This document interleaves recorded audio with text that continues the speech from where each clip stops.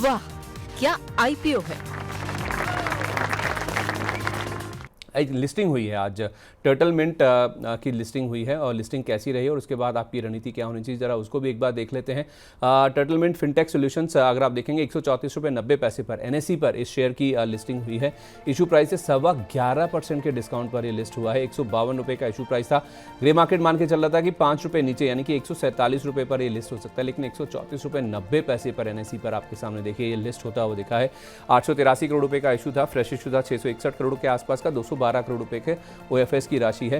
क्यूआईबीस का पोर्शन आप देखेंगे तो 1.59 टाइम्स भरा था। एनआईएस ज़्यादा इंटरेस्टेड नहीं थे इसमें, जो बड़े निवेशक होते हैं एचएनआईस, और डिटेल का बुक भी आप देखें तो 1 गुना के आसपास भरा था। कुल मिला के 1.2 टाइम्स से आईपीओ भरा था।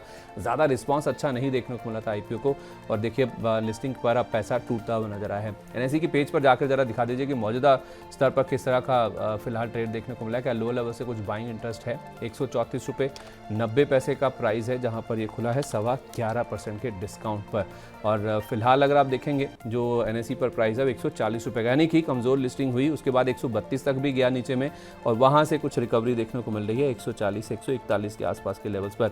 वरुण जी, एक बार लिस्टिंग के बाद देखिए क्या करना चाहिए। कमज़ोर लिस्टिंग हुई है, बाद में लोअर लेवल से पुल बैक देखने को मिल रहा है। जिनका अलॉटमेंट मिला है जिनको, उनको क्या करना चाहिए?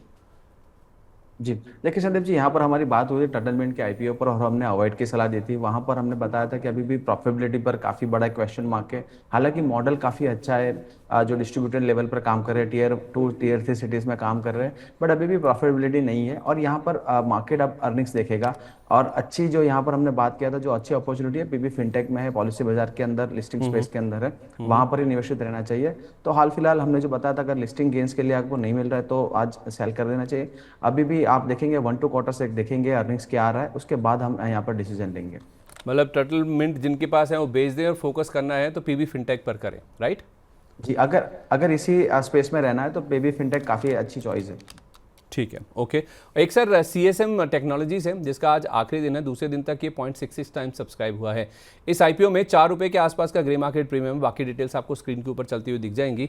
117 रुपये पर ये लिस्ट हो सकता है क्योंकि 113 रुपये का हायर बैंड है इसका। इस आईपीओ में क्या सलाह दे रहे हैं आप, क्या पैसा लगाना चाहिए?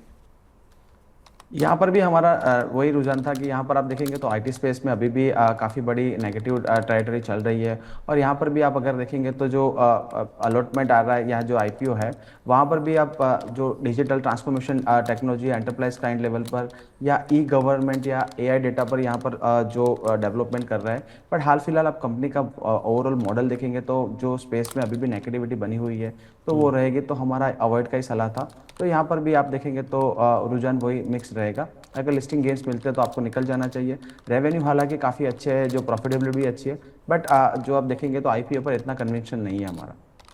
ठीक है, अगर लगाना है तो केवल लिस्टिंग गेन के लिए, और वो भी जो भी मिले लेकर निकल जाना चाहिए।